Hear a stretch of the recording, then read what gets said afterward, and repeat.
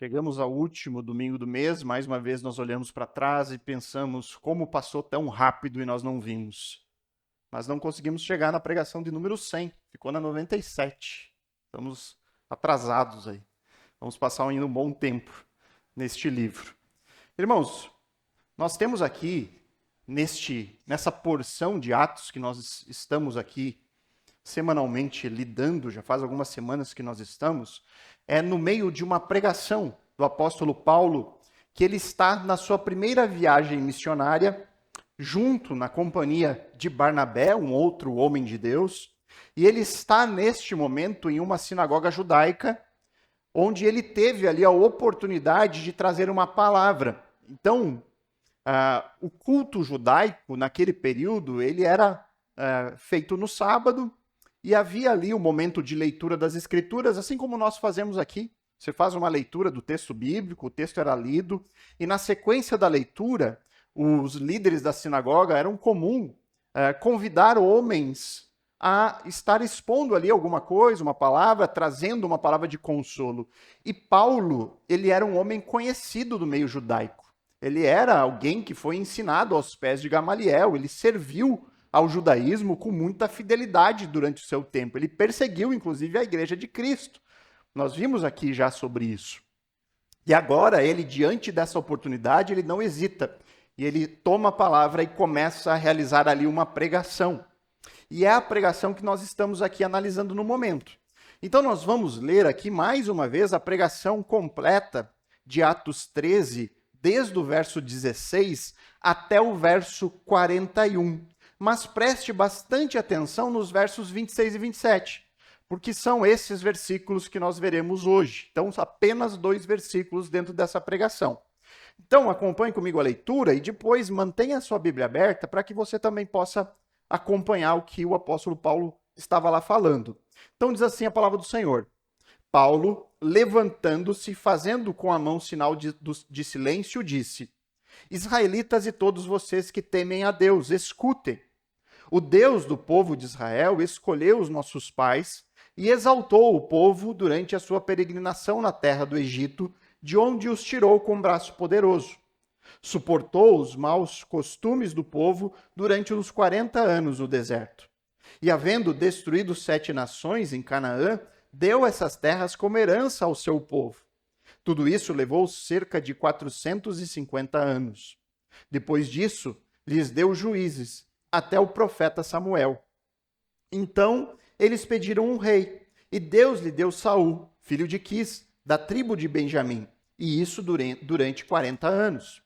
E tendo tirado Saul, levantou-lhes o rei Davi, do qual também, dando testemunho, disse: Achei Davi, filho de Jessé, homem segundo o meu coração, que fará toda a minha vontade. Da descendência deste, conforme a promessa, Deus trouxe a Israel o Salvador, que é Jesus. Antes da manifestação dele, João pregou um batismo de arrependimento a todo o povo de Israel. Quando João estava completando a sua carreira, disse: Quem vocês pensam que eu sou? Não sou aquele que vocês esperam, mas depois de mim vem aquele de cujos pés não sou digno de desamarrar as sandálias. Irmãos, descendência de Abraão e todos vocês que temem a Deus, a nós foi enviada a palavra dessa salvação, pois os moradores e as autoridades de Jerusalém, não conhecendo Jesus, nem as palavras dos profetas que são lidas todos os sábados, cumpriram as profecias quando condenaram Jesus. E embora não achassem nenhuma causa de morte, pediram a Pilatos que ele fosse morto. Depois de cumprirem tudo o que estava escrito a respeito dele, tirando-o do madeiro, puseram-no em um túmulo. Mas Deus o ressuscitou dentre os mortos. E durante muitos dias ele foi visto pelos que tinham acompanhado na Galiléia para Jerusalém, os quais são agora as suas testemunhas diante do povo.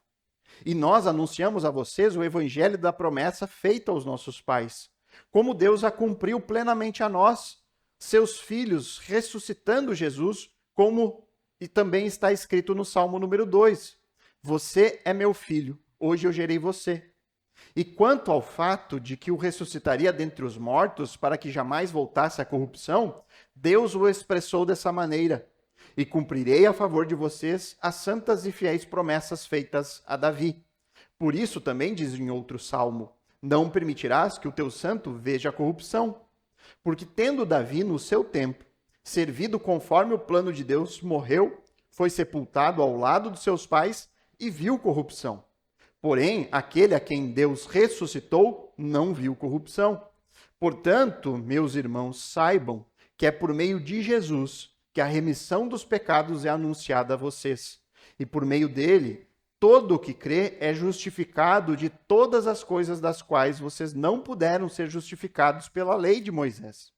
Portanto, tenham cuidado para que não lhes aconteça o que os profetas disseram. Vejam, ó desprezadores, fiquem maravilhados e desapareçam, porque no tempo de vocês eu realizo obra tal que vocês não acreditarão se alguém lhes contar. Irmãos, o apóstolo Paulo, aqui nesses versos 26 e 27, ele fala algo que deve nos causar temor. Repare novamente esses dois versículos que são o alvo de hoje. Ele fala: irmãos, descendentes de Abraão e todos vocês que temem a Deus, a nós foi enviada a palavra dessa salvação, pois os moradores e as autoridades de Jerusalém, não conhecendo Jesus, nem as palavras dos profetas que são lidas todos os sábados, cumpriram as profecias quando condenaram Jesus. Paulo está falando aqui de pessoas, de moradores e de autoridades de Jerusalém, que mesmo ouvindo a palavra de Deus toda semana, todo sábado, eles não conseguiram compreender o que a palavra falava sobre Jesus. Irmãos, isso deve nos causar temor. Pessoas que ouvem toda a semana a palavra de Deus, mas que não conseguem compreender a beleza do Evangelho. Irmãos, isso aqui é algo de nos causar medo, de nos fazer pensar. Se nós estamos ouvindo toda a semana e não compreendemos quem é Jesus, o que acontece? O porquê isso acontece? Então, imagine só, uma ilustração sobre isso. É como se você estivesse andando em uma floresta densa, e aí, de repente, você encontra uma placa. Aquela placa lá está avisando sobre um perigo. Olha, existe um penhasco logo à frente. Aquela placa ela é uma placa antiga, ela está ali há muito tempo. Mas o aviso é bem claro. Existe um perigo logo mais adiante. Cuidado. O problema é que muitas pessoas passam por aquela placa de forma apressada. Não dão bola para aquilo que está escrito. Ah, é mais uma placa. Ah, eu já vi várias placas dessa no caminho. Olham de relance. Acham que já sabem o que está escrito ali.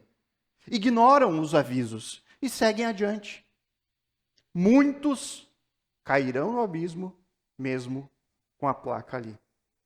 Por que eu trago essa ilustração? Porque, irmãos, nós vivemos um tempo onde nós temos acesso ao Evangelho. O acesso à mensagem de salvação em Jesus, na nossa realidade, é abundante. É abundante. Nós temos placas espalhadas por todos os lugares, nos dando aviso sobre o que acontece para aqueles que perecem sem Cristo.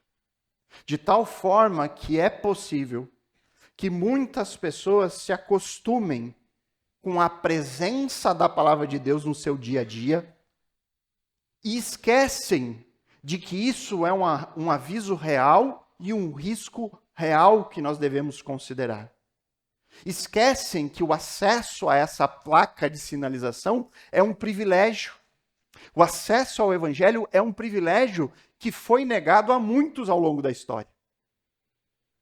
O texto que nós vamos olhar aqui hoje, irmãos, nos convida a olhar para essa mensagem que fala de Jesus como Salvador com um olhar não apenas de uma informação religiosa, não apenas como uma mensagem de uma religião, mas como o privilégio de estarmos recebendo de Deus uma oferta real de salvação. Uma oferta viva, que pode mudar e transformar a nossa vida agora, mas principalmente nos dar uma esperança eterna. Paulo alerta aqui. Paulo está alertando a pessoas que apenas ter essa mensagem, apenas ter acesso ao Evangelho, não é suficiente. É um privilégio, mas somente o acesso a essa mensagem não é suficiente para salvar. É preciso passar por um processo de transformação, algo que só Deus pode fazer. E aí então o Evangelho se torna compreensível. E nós também seremos lembrados aqui, por meio deste texto, que mesmo diante da rejeição de alguns, mesmo diante de pessoas rejeitando a Cristo e rejeitando o Evangelho, Deus continua soberano. Os planos de Deus continuam os mesmos. O nosso Senhor é soberano, como nós cantamos, mesmo diante daqueles que se recusam a crer. Deus é soberano até mesmo na incredulidade. Mas isso não tira de nós a nossa responsabilidade. Nós somos responsáveis diante da decisão: o que eu farei com o Evangelho? O que eu farei com esse Cristo que está sendo apresentado a mim? O que eu farei com as profecias bíblicas? Que decisão eu tomarei diante do convite que o Evangelho nos traz de seguir a Cristo? Então, o meu desejo e minha oração esta manhã é no sentido de que essa reflexão nos leve, primeiramente, a reconhecer o privilégio e o valor do Evangelho. Depois, também, que isso nos leve a uma compreensão mais profunda acerca do Evangelho, dessa mensagem de salvação. E, por fim, que isso nos leve a responder com fé, que nos leve a responder com compromisso ao chamado que Cristo nos faz. Então, a primeira coisa que eu gostaria de demonstrar por meio do texto é quanto que o apóstolo Paulo aqui apresenta e mostra e considera que a oferta do Evangelho é um privilégio. Olha o verso 26, ele diz assim: irmãos, descendência de Abraão e todos vocês que temem a Deus, a nós foi enviada a palavra dessa salvação. Paulo aqui ele se identifica com seus ouvintes, ele se coloca ali como um deles. Nós somos participantes da mesma família. Paulo chama eles de irmãos. E ele fala isso para os descendentes físicos de Abraão, que ele considera irmãos de sangue, mas ele também fala para aqueles que eram tementes a Deus, que não eram do povo judeu, não eram descendentes de Jacó, mas que confiavam nas promessas. Paulo diz: vocês também, vocês que temem a Deus, que não são do mesmo povo, vocês são também meus irmãos, porque vocês confiam nas mesmas promessas. Vocês creem no mesmo Deus. Vocês creem naquelas promessas que foram entregues a Davi. Paulo diz: a nós, irmãos, nós que tememos a Deus, a nós foi enviada a palavra dessa salvação. Ele mostra o vínculo que nos une. Todos nós somos irmãos porque nós buscamos a mesma promessa de salvação, a mesma palavra que foi dada. E aí lembram, da semana passada eu mostrei a promessa real, as promessas que Deus deu a Davi, a promessa de um rei descendente de Davi, que seria o salvador do povo. Todos ali na sinagoga, incluindo Paulo e Barnabé, todos eles confiavam nessas promessas. Todos eles ali estavam esperando o rei libertador, esperando o rebento de Davi, esperando aquele que traria salvação a eles. E aqui, irmãos, eu preciso mais uma vez lembrar o contexto de salvação. Salvação, irmãos, é algo que todo mundo deseja.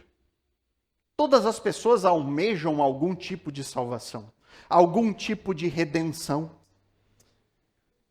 Existe alguns que querem ser salvos somente das suas dívidas financeiras. Eles querem uma salvação em relação aos seus problemas financeiros. Outros querem ser salvos das suas enfermidades. Desejam esse tipo de salvação. Alguns querem ser salvos da solidão. E aí você chega nesse período final de ano, você almeja as suas metas e coloca os seus desejos. Muitos querem um relacionamento em 2026. Querem se livrar da solidão. Outros querem ser salvos dos seus sofrimentos. Padecem de ansiedade, depressão e querem se livrar disso. Outros querem só se ver livres do medo. Nós vivemos agora um período recente, a questão da pandemia, e nós vemos muitas pessoas que ainda lidam com medo disso. Com medo de sair de casa, com medo do relacionamento pessoal. Muitos querem ser salvos disso. Ou, no caso do judeu do primeiro século, eles queriam ser salvos da opressão de um império. Salvação para o judeu naquele momento era ser salvos do Império Romano. Era ter novamente Israel como o principal reino no mundo. Mas a salvação que Deus promete na sua palavra, irmãos, é uma salvação que engloba tudo isso e muito mais. A salvação bíblica envolve restauração completa. Uma restauração que existem aspectos materiais, mas principalmente espirituais. É uma salvação que envolve vida eterna, que envolve reconciliação com o Criador, que envolve vencer o maior dos nossos inimigos, que é o pecado e a morte. É disso que se trata. Quando você tem uma visão limitada, superficial da salvação, quando você vê alguém querendo apenas um aspecto disso, eu quero ser salvo da minha crise financeira, é só isso. Eu quero ser salvo das minhas ansiedades, é só isso. Quando você encontra alguém assim, irmãos, isso ocorre por quê? Porque primeiro nós temos uma consciência que foi dada por Deus e que é a marca da criação de Deus em nós. Uma consciência que demonstra que nós vivemos um lugar que não era para ser assim. Né? A gente costuma dizer, Deus gravou o Éden no nosso coração. Toda pessoa almeja um lugar melhor, um futuro melhor. Todas as pessoas, consciente ou não, têm aquele sentimento de esperança de que depois disso vai ter algo melhor. Quantas pessoas que não conhecem a Bíblia, mas que pensam que depois da morte tem algo melhor? Porque está aqui em nós, dentro do coração humano, consciente ou não das Escrituras, o homem carrega em si aspectos da criação de um Deus perfeito. E ele sabe que o mundo que ele vive não é um mundo normal. Não era para ser assim. Nós não conseguimos encarar a morte. Não é assim quando você perde alguém querido em mais alta idade, morre lá o vovozinho de 100 anos, e nós todos choramos e lamentamos aquilo como se fosse algo assim. Mas não deveria ser normal? Nós não deveríamos nos alegrar com alguém que falece com 100 anos? Que privilégio! Mas nós não conseguimos lidar com aquele sentimento. Por quê? Porque não é natural nosso, não devia ser assim. Isso está aqui dentro de nós. Então, quando você tem uma visão limitada da salvação, isso indica o quê? Uma consciência que sabe que algo está errado, mas também mostra um conhecimento limitado sobre Deus. Um conhecimento raso sobre as promessas, sobre a revelação especial de Deus. Por isso que para o apóstolo Paulo, conhecer a palavra dessa salvação, conhecer a revelação de Deus, conhecer os aspectos abrangentes dessa salvação é um privilégio. Ter acesso à mensagem completa, entender de tudo aquilo que nós precisamos ser salvo, é um privilégio. Saber que existe um Salvador pessoal, saber os detalhes disso, é um privilégio. Paulo já falou para os seus ouvintes que o Salvador já veio. Olha o verso 23, nós já analisamos esse versículo. Paulo já disse, Deus trouxe a Israel o Salvador, que é Jesus. Deus trouxe aquele que vem fazer salvação, que vem trazer a oferta de salvação. Deus já trouxe a esse que vocês esperam. Você agora também sabe. Agora, o que faremos com isso? O que faremos com essa informação? Irmãos, isso pode ser facilmente aplicado a nós hoje. Nós temos um acesso privilegiado à mensagem do Evangelho, à mensagem completa. Nós temos acesso privilegiado a tudo aquilo que Deus revelou. Toda a informação que nos ajuda a não limitar a salvação apenas a algum aspecto da vida. Nós temos o conhecimento do que Jesus fez e do que eu preciso dele para ser salvo. Agora fica o que eu faço com isso. E aí, se por acaso você ainda não recebeu essa informação, eu reforço aqui de maneira breve o que a Bíblia ensina sobre essa mensagem que nós chamamos de Evangelho. Na palavra original, boas novas, boas notícias. A Bíblia, ela ensina que há um Deus neste universo. E esse Deus, ele criou todas as coisas. Criou o ser humano. O ser humano que ele criou é a imagem e semelhança dele. Deus o fez para ter um relacionamento com ele, viver em comunhão com ele, que o homem refletisse a bondade de Deus no mundo. Deus andava com este homem e tinha um relacionamento pleno com ele. Um relacionamento que duraria para sempre. Mas o relacionamento foi quebrado no momento em que o ser humano decidiu seguir o seu próprio caminho. Decidiu virar as costas a Deus. Decidiu dizer, Senhor, eu não preciso mais da sua palavra. Eu mesmo vou andar como eu acho que devo andar. E aí então ele confiou em uma mentira e abandonou a Deus. Isso é chamado de pecado, o ato da rebelião.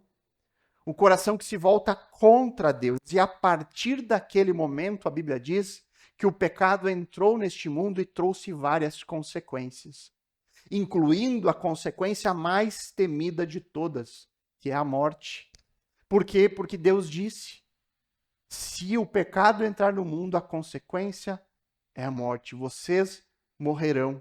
E morte tem 3 sentidos na Bíblia. Morte, o significado da palavra é separação. Então você tem a morte física, que é a separação da alma do corpo. Você tem a morte espiritual, que é a separação do homem com o seu relacionamento com o Criador. E existe uma morte chamada de eterna, que é definitiva, que é uma separação para jamais ser restaurada com Deus. Dentro dessas consequências, a partir do pecado, o homem morreu espiritualmente. Morreu fisicamente e morre eternamente, se não estiver em Cristo. Apenas a morte pode dar ao pecado a sua recompensa. A palavra diz que o salário da morte, o salário do pecado é a morte, ou seja, a recompensa do nosso pecado é a morte. Para resolver esse problema, somente morrendo. Essa era a consequência para o homem. A morte se tornou inevitável. Mas Deus, o nosso Criador, não nos abandonou. Ele intervém na história. E ele envia Cristo para restaurar tudo que foi perdido.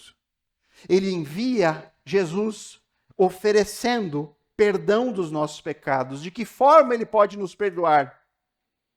Quando ele morre por nós. Quando ele paga o salário do pecado com a sua própria morte. O Deus eterno se fez homem e morreu a morte do homem. Por ele ser Deus, o pagamento tem valor para cobrir o pecado de todos nós, meros seres humanos, porque ele é eterno. O saldo da conta do Senhor é eterno, não tem fim. Então ele consegue pagar o pecado de todos nós, basta buscarmos a ele. O Evangelho também aponta para um dia onde tudo será totalmente renovado. O Evangelho aponta para um momento onde Deus vai eliminar todo o mal e vai estabelecer de forma definitiva um mundo restaurado. Um mundo de justiça e paz que serão eternos. Isso é o Evangelho.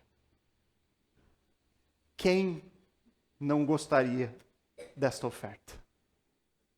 Quem não gostaria de saber que isso é uma realidade palpável?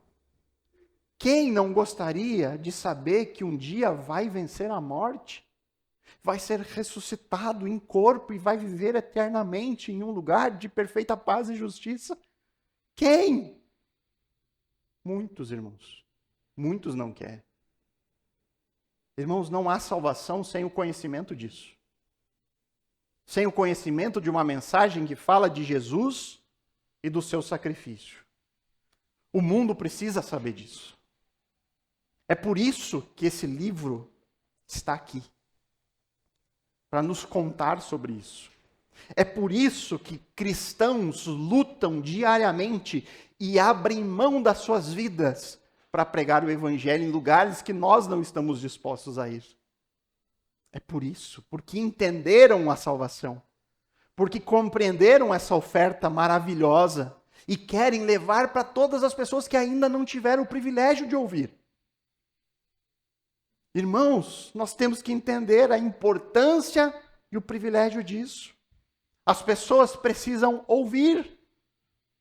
O apóstolo Paulo fala lá em 1 Coríntios 1:21, Deus achou por bem salvar os que creem por meio da loucura da pregação. Deus decidiu salvar por meio da loucura da pregação. E por que Paulo diz que a pregação é loucura?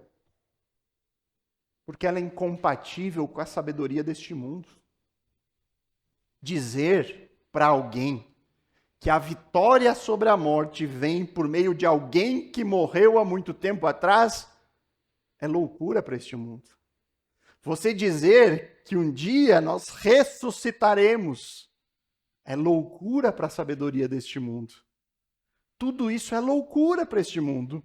Mas para nós que cremos, a salvação não é loucura. Pelo contrário, é sabedoria de Deus. E nós sabemos que ter acesso a isso é um privilégio. Quantas pessoas, irmãos, já passaram por este mundo, nessa nossa curta existência? Irmãos, a nossa passagem aqui é muito rápida. Quantas pessoas já passaram por este mundo e nunca tiveram acesso a uma pregação completa e simples da mensagem do Evangelho? Quantas pessoas? Quantas pessoas nunca ouviram falar o nome de Jesus? Hoje mesmo, no mundo, existem muitas e muitas pessoas que nunca ouviram falar sobre Jesus. Países inteiros, onde não é permitida a pregação, onde missionários não podem entrar. Quando entram, entram escondidos. E precisam fazer pregações escondidas. Evangelizar escondidos, e muitos são mortos fazendo isso. Nós temos que entender o privilégio que nós estamos recebendo de poder ouvir, mas também encarar isso como uma responsabilidade, porque sem pregação não há salvação. Nós precisamos pregar o Evangelho, falar para as pessoas sobre Jesus, não reter, mas contar a todos, porque no nosso contexto muitas pessoas ouvem de Jesus a todo tempo. Passou o Natal, todo mundo ouviu falar de Jesus, mas são como aqueles que passam pela placa e não dão bola para a placa. Ah, mas isso aí eu vejo todo ano. Ah, mas isso eu já sei. E aí nós precisamos mostrar. Calma aí, vamos conversar direito sobre isso. Deixa eu te explicar exatamente o que é o Evangelho. Deixa eu te explicar o porquê Jesus nasceu. Você sabe o porquê Jesus nasceu? Você sabe por que ele morreu? Vou te explicar agora. Muitos não sabem. E muitas pessoas ao seu redor não sabem disso. Entenda o Evangelho como um privilégio e uma responsabilidade. Mas saiba também que somente ouvir a mensagem do Evangelho não é capaz de mudar a opinião das pessoas sobre o Senhor. E é isso que nós veremos no segundo ponto. A oferta do Evangelho não é suficiente. Não é suficiente. Quantas pessoas já ouviram o Evangelho e mesmo assim não creem no Evangelho? Veja o verso 27. Pois os moradores e as autoridades de Jerusalém, não conhecendo Jesus, nem as palavras dos profetas que são lidas todos os sábados, cumpriram as profecias quando condenaram Jesus. Paulo diz agora que os moradores de Jerusalém, em conjunto com as autoridades do povo, rejeitaram Jesus. Rejeitaram a oferta de salvação. E por que eles fizeram isso? O texto diz: porque eles não conheceram Jesus nem as palavras dos profetas. Irmãos, isso significa que eles não tinham ideia de quem Jesus era? Eles não conheciam Jesus? Não, Paulo diz que eles não conheciam Jesus da mesma forma que não conheciam as profecias, que liam toda semana. O povo privilegiado por ter nas suas mãos as profecias, profecias que falavam sobre a vinda do Messias, profecias que diziam sobre o Salvador. Eles liam todos os sábados sobre essa esperança de salvação que viria pelo descendente de Davi. Este povo que lia semanalmente a Escritura foi incapaz de reconhecer o Salvador quando ele veio. E pior, eles condenaram o Messias à morte como um impostor. Irmãos, nós temos neste exemplo aqui da rejeição dos moradores e das autoridades de Jerusalém a prova de que apenas ouvir, apenas escutar sobre a mensagem de salvação, apenas ouvir o evangelho, apenas ouvir as promessas, apenas ouvir a palavra de Deus, não é garantia de compreensão, de abraçar, de entender e dizer, é Jesus mesmo. E abraçar com fé essa mensagem. Ouvir não é sinônimo de entender ou de crer. Talvez, queridos, você já tenha desfrutado dessa experiência. Eu me lembro por mim. Eu me lembro de um tempo em que a Bíblia era para mim um livro incompreensível. E não importa a quantidade de vezes que eu folhasse, lesse trechos, eu não entendia nada. Absolutamente nada. Lembro do tempo que eu ouvia constantemente falar sobre Jesus, de uma época passada que se falava muito mais, especialmente na época de Natal. Hoje no Natal até isso já não se fala mais tanto. Mas num passado onde se falava de Jesus, onde se ia pelo menos nas missas católicas, as pessoas iam no final do ano, falavam de Jesus, Jesus estava presente ali nas famílias. A nossa tradição brasileira ela é firmada na teologia católica, que fala de Jesus. E para mim, ouvir de Jesus, eu ouvia, mas eu não o conhecia. Eu não sabia quem ele era. Ele era um completo desconhecido. Mas em um momento, em um piscar de olhos, tudo mudou. Meus olhos foram abertos e tudo passou a fazer sentido. Obviamente que a Bíblia ela não se tornou imediatamente toda compreensível. Não, é um processo, você vai aprendendo aos poucos, mas Jesus passou a viver diante de mim. Ele passou a não ser apenas alguém que eu ouvia falar, mas ele se tornou necessário. Necessário para mim. Essa, irmãos, é a experiência sobrenatural da conversão. A conversão, ela precisa acontecer. Justamente porque ouvir não é compreender. Irmãos, entenda isso. O problema da humanidade não é intelectual. Não é intelectual. Eles são capazes de ler um texto e interpretar o texto. O problema da humanidade é espiritual. O problema da humanidade é um coração rebelde contra Deus. Um coração que não quer o Senhor. A Bíblia, em lugar algum, afirma que o homem rejeita Cristo por falta de informação. Os religiosos, os moradores de Jerusalém, não crucificaram Jesus por causa de que eles não sabiam quem era Jesus, ou as informações sobre Jesus não eram suficientes, não. O nosso problema, o problema da humanidade é um problema moral, rebelião e um problema espiritual. A Bíblia fala que o ser humano está morto espiritualmente. nos seus delitos e pecados. E aqui, irmãos, não é a minha opinião. Eu trouxe alguns textos que falam sobre isso. Vou fazer a leitura do texto. Não preciso abrir, porque senão a gente vai passar demais o tempo. Primeiro texto, Romanos 3, versos 10 a 12. Paulo diz assim, como está escrito: não há um justo, nenhum sequer. Não há quem entenda, não há quem busque a Deus. Todos se desviaram e juntamente se tornaram inúteis. Não há quem faça o bem, não há um sequer. Cantamos aqui. Não há ninguém que entenda, Paulo diz. Essa é a natureza do homem que nasce em pecado. Nenhum homem corrompido pelo pecado é capaz de entender.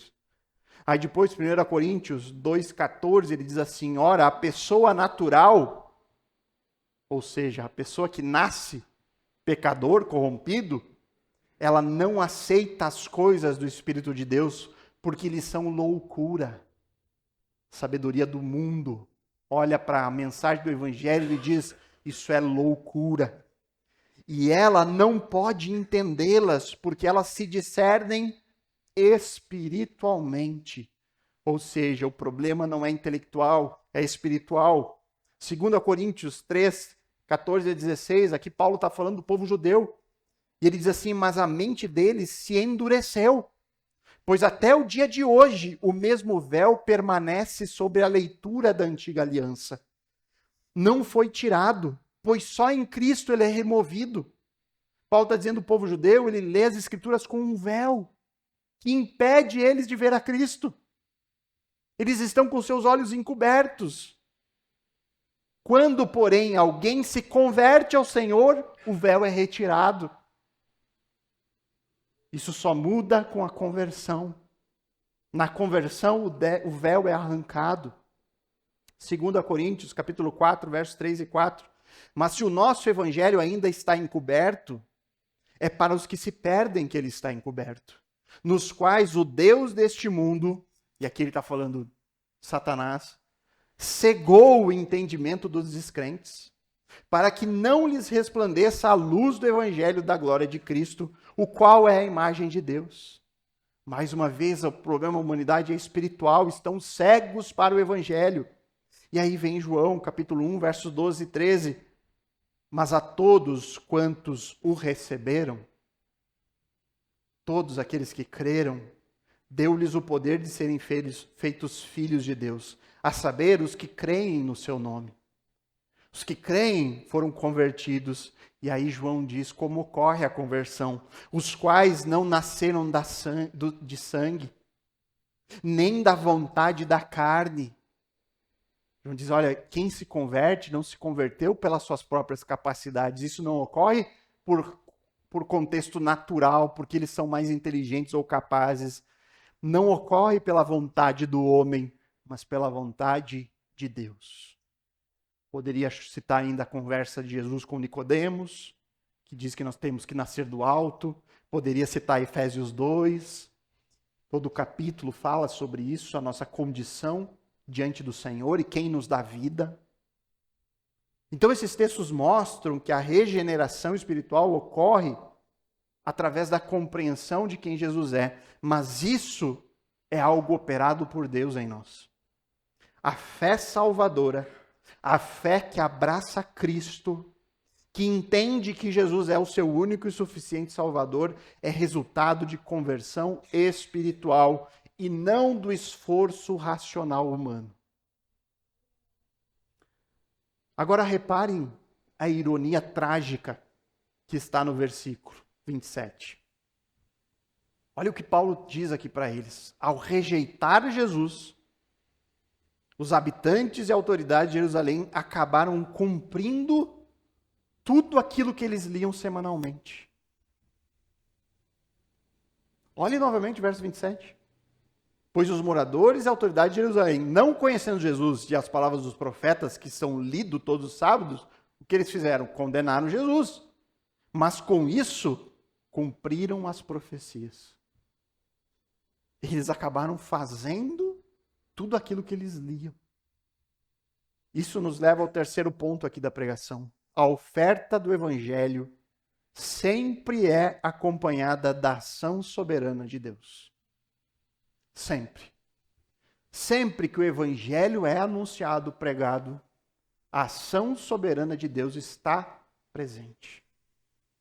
Quando Paulo diz que o povo e as autoridades, ao condenar Jesus, cumpriram com as Escrituras, ou seja, quando eles decidiram rejeitar Jesus, eles acabaram fazendo tudo aquilo que estava nas Escrituras. Eles cumpriram as Escrituras. E isso mostra o quê? Isso mostra de forma inquestionável que a rejeição do homem ao Evangelho não frustra os planos de Deus. Não frustra, pelo contrário. Até mesmo a rejeição do homem executa o plano do Senhor. E aqui eu tenho que lembrá-los de um texto bem importante sobre isso. E aí, mais uma vez, não precisa fazer a leitura. Ou melhor, dois textos. O primeiro é Isaías 46, 9 e 10. Eu amo esse texto, porque ele é definitivo sobre a soberania de Deus. Onde o Senhor fala, por meio do profeta, o seguinte: lembrem-se das coisas passadas, das coisas da antiguidade, que eu sou Deus, e não há outro. Eu sou Deus, e não há outro semelhante a mim. Desde o princípio anuncio o que há de acontecer. E desde a antiguidade revelo as coisas que ainda não sucederam. Desde o princípio eu falo aquilo que ainda vai acontecer. Eu digo, o meu conselho permanecerá em pé e farei toda a minha vontade. Ou seja, tudo que ocorre neste mundo ocorre debaixo da vontade soberana de Deus. Somente Ele pode fazer isso, porque somente Ele é Deus. E aí tem um texto de Mateus 10, 29, onde Jesus está falando: não se vendem 2 pardais por uma moedinha? Entretanto, nenhum deles cairá no chão sem o consentimento do Pai de vocês. Ele diz, olha, sabe esse passarinho aí, que passa despercebido ao longo do dia? Quando você encontra um passarinho morto, nessa época de primavera é comum, você encontra os filhotinhos que caem do ninho e morreram ali. Jesus diz, olha, nem mesmo isso ocorre sem o consentimento de Deus. Ou seja, tudo o que ocorre neste universo, desde aquele cometa interestelar que está atravessando a galáxia, que está vindo de outro lugar que a gente nem sabe, né? O I-3 Atlas, né? Que cruzou o sistema, acho que ainda está cruzando o sistema solar, desde esse evento até os eventos menos importantes, até o mover das asas de um inseto, o Senhor está no controle disso. Deus controla todas as coisas. Dos eventos mais grandiosos, daquele buraco negro massivo engolindo planetas e estrelas, até o ácaro que você não enxerga que está na sua roupa. Deus controla tudo isso. Eu acho engraçado até quando algumas pessoas tentam explicar isso. Tentam trazer uma lógica para a soberania de Deus. Tentam explicar como Deus pode controlar tudo de maneira tão minuciosa e isso não anular as nossas responsabilidades. E isso não nos tornar marionetes. Então, se Deus controla tudo, nós somos robôs. É a lógica do mundo. É lógico, a pessoa vai pensar nisso. Pô, se Deus está no controle de todos os eventos, se até mesmo aquilo que os religiosos e moradores de Jerusalém fizeram estava no controle de Deus, então eles eram robôs.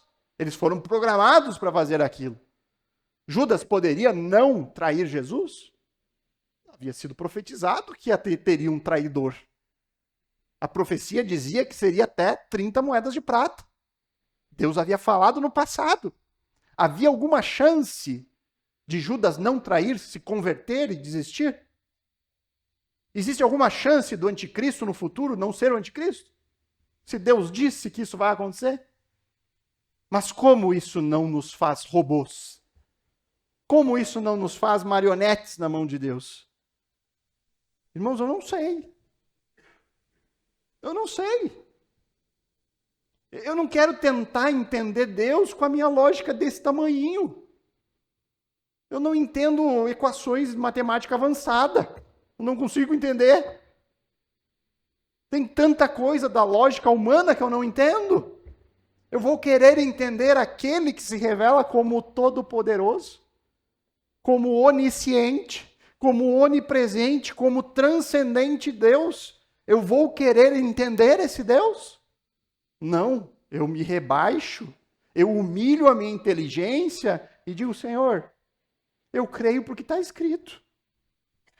Eu creio porque o Senhor revelou. Mas eu nem ouso tentar entender. A Bíblia não tem problema com isso. A Bíblia ela não se preocupa com essa questão. O próprio apóstolo Pedro não se preocupava com isso. Lembram em Atos 2 a pregação do apóstolo Pedro? Olha o que ele diz no verso 22 e 23. Atos 2 você pode abrir. Está aí, você está em Atos, só voltar aí um pouquinho. Atos 2, verso 22 a 23. Olhe como a Bíblia afirma, sem rodeios, a soberania de Deus junto da responsabilidade humana. Atos 2, verso 22 e 23. Ele fala ali, israelitas, escutem o que vou dizer. Aqui é Pedro pregando aos judeus, assim como Paulo está pregando, aqui era Pedro. Nós estamos vendo Paulo, uma pregação. Israelitas, escutem o que eu vou dizer. Jesus o Nazareno, homem aprovado por Deus diante de vocês com milagres, prodígios e sinais. Ele diz, olha, lembrem o que Jesus fez, você sabe o que Jesus fez. Vocês sabem que Jesus provou ser quem ele dizia ser por tudo que ele fez. Muitos milagres, prodígios, sinais, os quais o próprio Deus realizou entre vocês por meio dele. Como vocês mesmos sabem. Vocês sabem disso. A este, conforme o plano determinado e a presciência de Deus, conforme o plano determinado por Deus. Ele disse, olha, o que aconteceu com Jesus era plano de Deus. Mas o que ele diz na sequência? Vocês mataram. Vocês são responsáveis. Era parte do plano de Deus, a morte de Cristo? Sempre foi. Sempre foi o plano de Deus. A crucificação está profetizada em detalhes em Isaías 53. Sempre foi plano de Deus. E Pedro diz, conforme o plano determinado. Mas ele diz para eles, vocês só cumpriram o plano. Vocês não são culpados, porque Deus quis que fosse assim. Não, ele diz, vocês mataram, crucificando por meio de homens maus.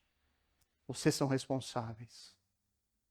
O fato disso ser plano de Deus não anula a sua responsabilidade no processo. Pedro fala aqui sem nenhum problema. Ele não fica tentando explicar ali. Deixa eu explicar o conflito entre a soberania e a responsabilidade. Não. A traição de Jesus, o sofrimento de Jesus, a sua morte, tudo isso aconteceu porque era o plano de Deus. Não havia outro caminho para Jesus que não fosse a cruz. Esta sempre foi a vontade de Deus, sempre foi o propósito do seu nascimento, o seu sacrifício.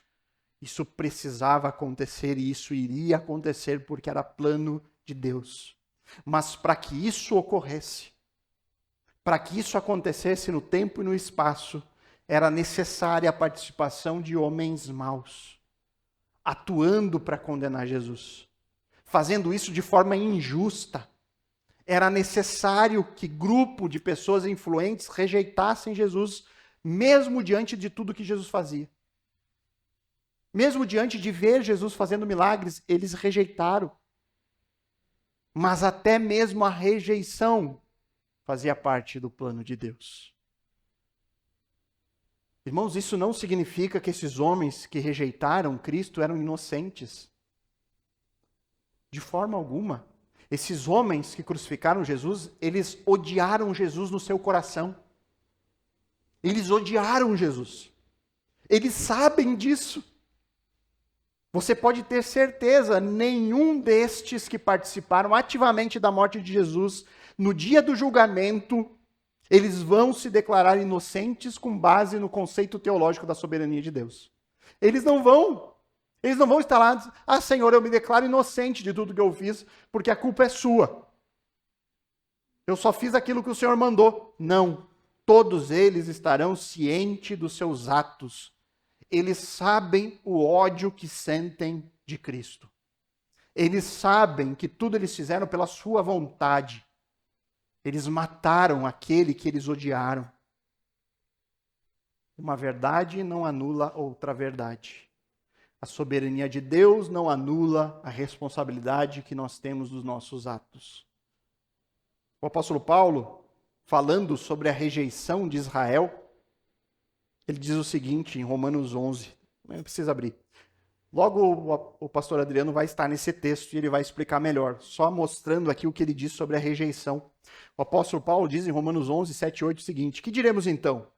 O que Israel buscava, isso não alcançou, mas a eleição conseguiu isso.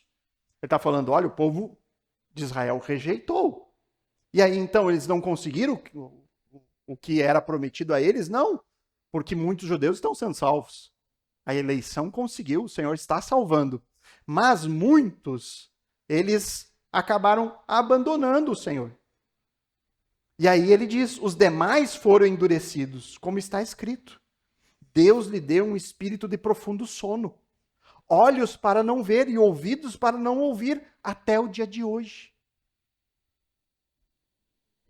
Como assim Deus deu o espírito profundo sono? Então é Deus quem está por trás da rejeição? E aí no mesmo capítulo 11, ele fala no verso 25, porque não quero, irmãos, que vocês ignorem esse mistério, para que não fiquem pensando que são sábios. Veio um endurecimento em parte a Israel, até que tenha entrado a plenitude dos gentios. Paulo diz o seguinte, traduzindo isso para vocês. Deus tem um propósito com o endurecimento desse povo. E o propósito era salvar o mundo gentil. Era salvar pessoas que não eram de Israel. Deus fez isso com esse povo para alcançar você. O evangelho só ganhou o mundo rapidamente naquele primeiro século porque o povo judeu rejeitou. E então o evangelho foi pregado aos gentios. E, irmãos, eu sei, essa conclusão aqui não é fácil para nós. O que eu vou dizer agora, tem muita gente que torce o nariz para isso. Faz cara feia. Se revira na cadeira, né? Segura os braços da cadeira com força. Mas como não entender isso de outra forma? Diante do que a Bíblia afirma, como não chegar a essa conclusão? Deus é soberano. Na salvação, é Ele quem converte corações, e até mesmo isso muita gente não gosta de ouvir. Deus é soberano na salvação. Deus, ele é soberano, sim, é ele quem age no coração do homem, convertendo. Mas Deus também é soberano diante da incredulidade do homem. Deus também é soberano diante da rejeição. Irmãos, essa é a consequência natural acerca do atributo da soberania.